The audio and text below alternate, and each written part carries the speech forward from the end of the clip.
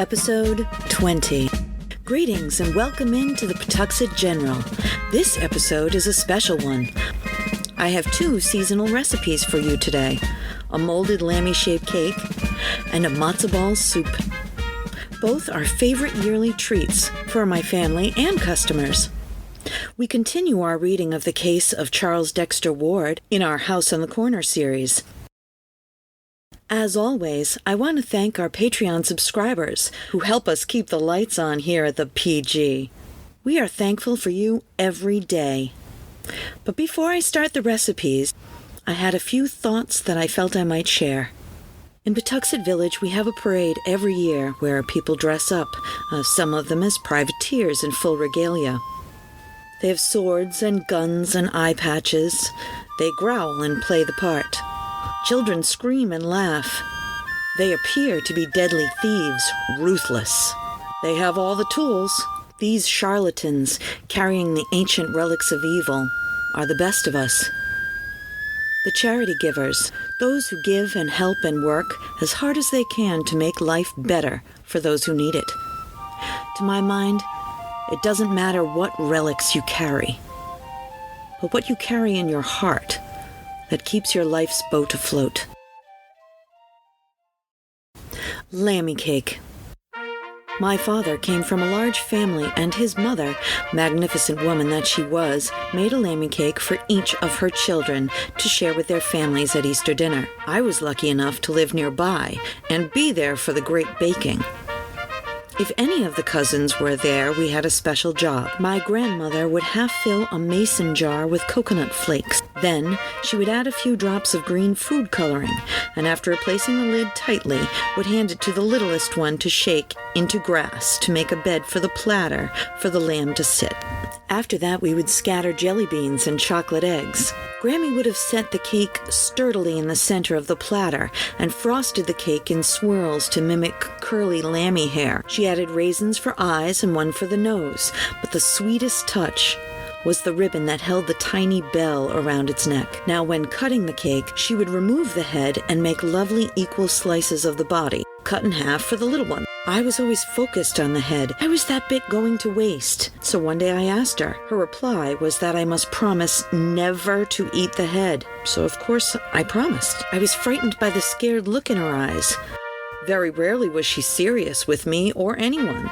So I did something uncharacteristic and was quiet. There were so many reasons my mind concocted to explain my grandmother's response. My focus on biblical history made me think it was disrespectful to eat the head of the Lamb of God, or perhaps like the ancient Greeks, we must sacrifice the head of the lamb to bless the spring crops. 10-year-old me could not figure it out. Years later, while making a Lambie-cake for my own little family, having been given a mold from my mother the same as Grammy's, perhaps the sweetest Christmas gift of all. At some point, I asked my aunt and my dad for any tips besides the spiritual repercussions of eating the head. They both laughed and told me she put toothpicks in the ears to hold them on. I do not use toothpicks. I adjusted the recipe and eat the head. Do as your heart leads. For this recipe, you will need, for the cake, 3/4 cup softened, unsalted butter, 1 3/4 cup fine ground sugar, 3 cups white or white whole wheat flour, 3 teaspoons baking powder, 1 teaspoon salt, 1 1/2 cups of milk, 1 teaspoon of vanilla, and 1/4 teaspoon of almond extract. For the frosting, you'll need a pound of confectioner's sugar, 1/2 cup of salted butter, softened, and 6 tablespoons of cream. For the decoration and molding, you'll need 3 raisins, jelly beans, a ribbon and bell, chocolate eggs, and cooking spray, your choice, but one specifically for baking works the best. If you are using a metal cake mold like I have, make sure you thoroughly clean it the day before to give it time to really dry. Then preheat your oven to 375 degrees Fahrenheit. While that heats, let's prepare the cake mold. You can paint with a brush your favorite oil or butter, but I find that cooking spray gets into the nooks and crannies better. Once well covered, flour liberally. Then turn over the mold to firmly tap the excess flour onto your board. Do this to both halves. If you have done this well, you will not need toothpicks. Let me tell you, the ears taste like a cruller. The cake itself. The secret to this cake is sifting. Sift the fine sugar, sift the flour 3 times, sift the salt and baking powder into the flour. Also, all ingredients should be at room temperature. By that I mean 70 degrees. The butter will cream better if it's already soft. First, the sifting. Take your 3 cups of flour and sift it twice. Then add 3 teaspoons of baking powder and 1 teaspoon of salt and sift it again. Set that aside. Put 3/4 of a cup softened, unsalted butter into your mixer bowl and sift in the 1 3/4 cups of fine sugar. Gently beat until fluffy. Set aside. The wet mix is next. In a bowl, combine 1 1/2 cups milk, 1 teaspoon vanilla, and 1/4 teaspoon almond extract, and set that aside. Whip 6 egg whites until stiff, not dry. All right, let's put it all together. The butter-sugar mix. First, the butter-sugar mix goes into the mixer bowl. Add the sifted ingredients in 3 parts, alternating with the milk mixture. Be careful to combine but not overmix. Then gently fold in the egg whites so that they don't deflate 1/3 at a time. Fold into the face-down prepared mold, being careful to put a little in each ear to fortify. Give it 1 good thump on the counter to release any air bubbles. Put the top on and bake for 1 hour. There is a bit of faith involved here. Unless you have a mold version with a steam vent for checking doneness like any other cake, mine does not. So I make sure the temperature is right in the oven with a thermometer and let it go for an hour. Then I take it out and let it sit for 15 minutes to cool. Then take the top off. This is the back of the head and the body on the mold. And let it sit to cool for another 15 minutes to harden. At this point, you should be able to turn it over onto a wire rack. It should be face up. After you've taken the second half of the mold off, let it fully cool like this before you try to stand it up. And while it does, let's talk frosting. The sky's the limit. I've used dark chocolate, lemon cream cheese, or whatever store-bought you have around. Rainbow Lambie? Why not? But for the traditional recipe here, this is the frosting that goes with it. Slowly and gently combine 1/2 cup softened butter, salted. I use salted to brighten the flavors. 1 pound confectioner's sugar, 6 tablespoons cream. Feel free to double this to match the lamb to other cakes or in between vanilla wafer crackers. Trade secret. Cover Lambie-cake with frosted curls and gently press shredded coconut onto the frosted bits. Then it's all up to you, my friends. Finish your way. Go wild. Send me pictures on Facebook or email us, jess@pawtuxetgeneral.com. I can't wait to see what you've done. Enjoy. Matzah-ball soup. My grandmother always told me, if you've never tried to make something before, look for the recipe on the back of the package of the ingredient you know are in it. These recipes are tried to perfection to make it easy for use. So, when it came time for me to try my hand at matzo-ball soup, I read the back of the matzah meal container. It was a great guide that I've tweaked over the years. Many close friends gave me their mother's or grandmother's secret ingredient suggestion. So this is a mishmash of love developed over the years. Enjoy! The best matzo ball soup starts at a butcher. A good butcher can often be persuaded by prior notice, politeness, and flattery to sell you chicken fat and skin by the pound. Take as much as you can get. I once got 10 pounds. You can always freeze the leftovers after you render it. Also, get a whole chicken, and don't be picky. You mostly want it for the bones, and we were already so pushy about the fat. Okay, back in the kitchen. Pull the skin off the chicken and throw it into a deep pot with the rest of the fat. Let this render at medium-low heat until it is a mostly clear golden liquid with some crispy skin bits.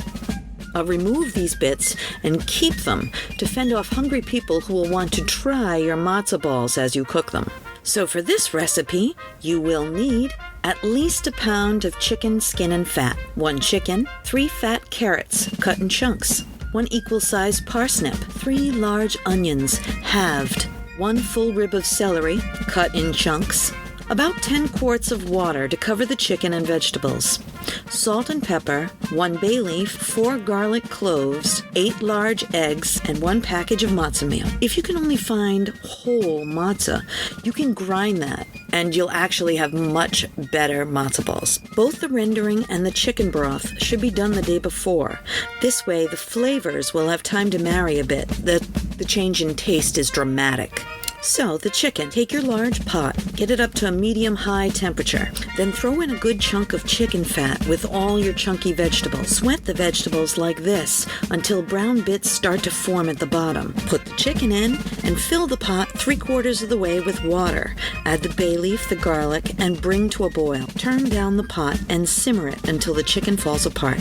Let it cool down, then refrigerate overnight. In the morning, strain off and reserve the liquid. If you wish, you could remove the bones and make hash for breakfast with the chicken and vegetables. For our soup is going to be clear. This is the time to taste your broth. Does it need to cook down some more, or need a little salt or pepper? Take a vote around your house if you aren't sure.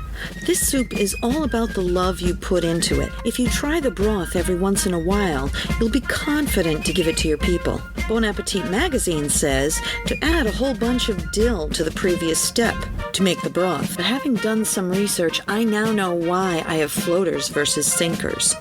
So, dig this. Jess's version for Matzah-ball. You will need 1/2 cup schmaltz, which is rendered chicken or goose fat, 8 large eggs, separated, 1 cup matzah meal, a 1/2 cup hot chicken broth, 4 teaspoons salt. So, take a large mixing bowl and whisk egg whites until pretty frothy. Then whisk in the yolks as well. Add the rest of your ingredients and mix quickly. When fully incorporated, cover with plastic and chill in the refrigerator for half an hour. Then we're ready to cook them. Your matzo ball mix should look dramatically different when you remove it from the refrigerator. But this is where we differ. I do not make balls rolled in my hand. I use a scoop to gently scoop out the same exact amount every single time. In doing this, my matzo balls are a little less compact. They have a lot of flavor, but the extra air makes them float. Alright, I make a medium-sized matzo ball. Fill a pot 3/4 of the way with water and put in a tablespoon of salt. Bring to a rolling boil. Take a scoop, half the size you would like your matzo balls to be, and scoop them one by one into the boiling water until it settles. Then wait. Only adding more when it rolls again. No more than 12 in a large pot at a time. When they start to float, about 5 minutes later, grab one out and check for doneness. When squished, they should be a bit juicy. Then grab them with a slotted spoon and put aside so you can continue to cook off the rest. To serve, take a warm bowl and ladle warm stock over 2 or 3 matzo balls. Then top with a bit of finely chopped parsley and perhaps a teaspoon of schmaltz. Enjoy! I want to tell you about my friend Mike and his Electromagnetic Pinball Museum and Restoration Arcade. It's an all-inclusive place to relax and share anything related to modern pinball, EM pinball, and arcade games. A group of pinball and arcade fans with an addiction to games of all kinds and Lego too. $10 gets you free play on pinball and arcade games all day. You can find them at 881 Main Street, Pawtuxet, Rhode Island, or online at www.electromagneticpinballmuseum.com. This week's episode of the House in the Corner series, we have the continuing reading of the case of Charles Dexter Ward by H.P. Lovecraft. We have now reached the point from which the more academic school of alienists date Charles Ward's madness. Upon his discovery, the youth had looked immediately at the few inner pages of the books and manuscripts, and had evidently seen something which impressed him tremendously. Indeed, in showing the titles to the workmen, he appeared to guard the text itself with particular care, and to labor under a perturbation for which even the antiquarian and genealogical significance of the find could hardly account. Upon returning home, he broke the news with an almost embarrassed air, as if he wished to convey the idea of its supreme importance without having to exhibit the evidence itself. He did not even show the titles to his parents, but simply told them that he had found some documents in Joseph Kerwin's handwriting, mostly in cipher. which would have to be studied very carefully before yielding up their true meaning. It is unlikely that he would have shown what he did to the workmen had it not been for their unconcealed curiosity. As it was, he doubtless wished to avoid any display of peculiar reticence that would increase their discussion of the matter. That night, Charles Ward sat up in his room reading the newest found book and papers, and when day came, he did not desist. His meals, on his urgent request when his mother came to see what was amiss, were sent up to him. And in the afternoon, he appeared only briefly when the men came to install the Curwen picture and mantelpiece in his study. The next night, he slept in snatches, in his clothes, meanwhile wrestling feverishly with the unraveling of the cipher manuscript. In the morning, his mother saw that he was at work on the photostatic copy of the Hutchinson cipher, which he had frequently shown her before. But in response to her query, he said that the Curwen key could not be applied to it. That afternoon, he abandoned his work and watched the men as they finished their installation of the picture, with its wordwork above the cleverly realistic electric log, setting the mock fireplace and overmantel a little out from the north wall as if a chimney existed, and boxing in both sides with paneling to match the rooms. The front panel holding the picture was sawn and hinged to allow cupboard space behind it. After the workman left, he moved his work into the study and sat down before it with his eyes half on the cipher and half on the portrait, which stared back at him like a year-adding and century-recalling mirror. His parents, subsequently recalling his conduct at this period, gave interesting details amid the policy of concealment which he had practiced. Before servants, he seldom hid any paper which he might be studying, since he rightly assumed that Curwen's intricate and archaic script would be too much for them. With his parents, however, he was more circumspect, and unless the manuscript in question were a cipher, or a mere mass of cryptic symbols and unknown ideographs, as the entitled "To Him Who Shall Come After," etc. seemed to be, he would cover it with some convenient paper until his caller had departed. At night, he kept his papers under lock and key in the antique cabinet of his, where he also placed them whenever he left his room. He soon resumed fairly regular hours and habits, except that his long walks and other outside interests seemed to cease.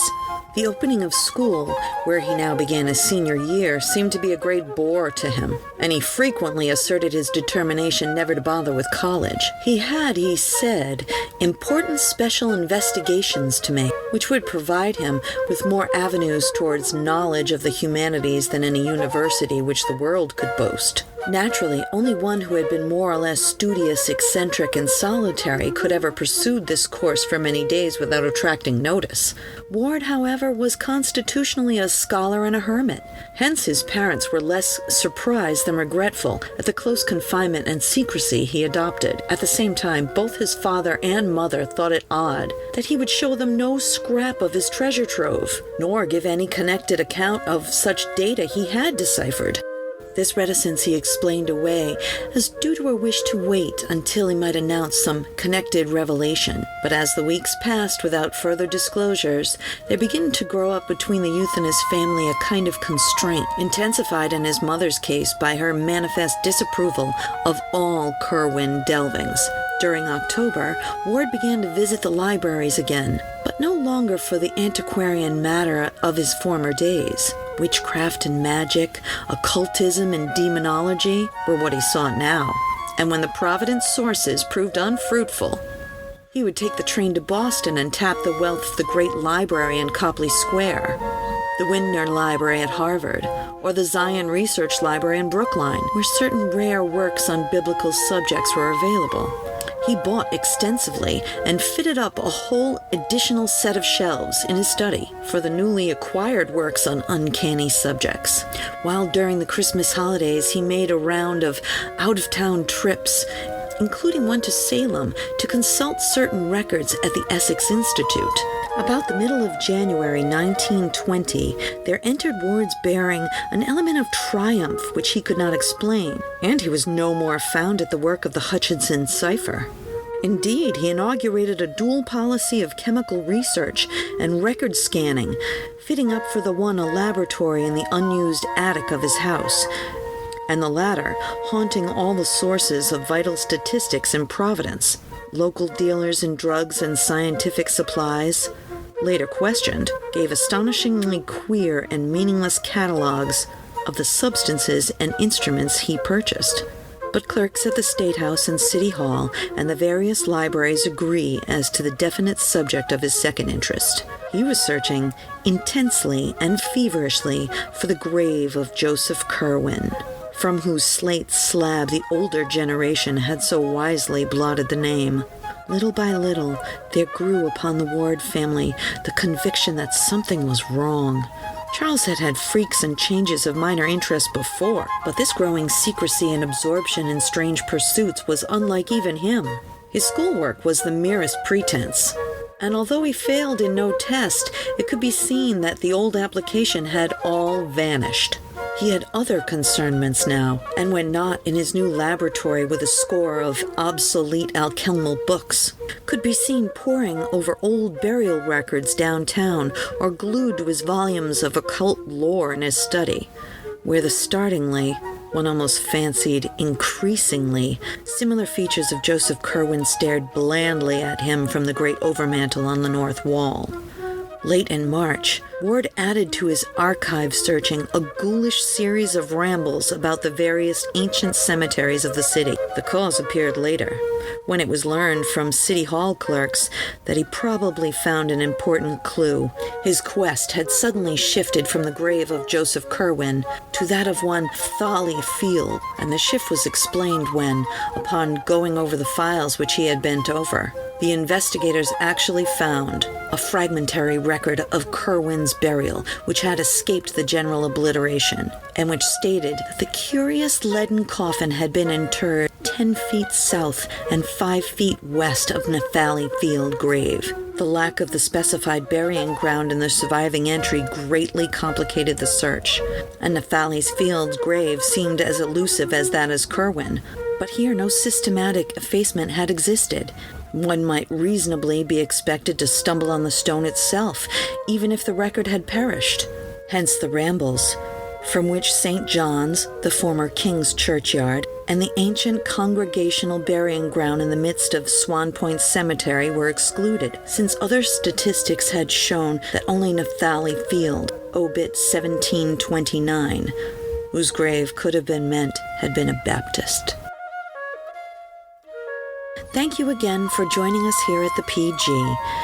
If you like what we are doing and would like to become a part of it, please check out our Patreon page. There is a link in the show notes, and we appreciate every bit. I hope you enjoyed this special 20th episode, and I'll meet you back here next week at the Pawtuxet General. A Something for Posterity production, pre-recorded in Pawtuxet.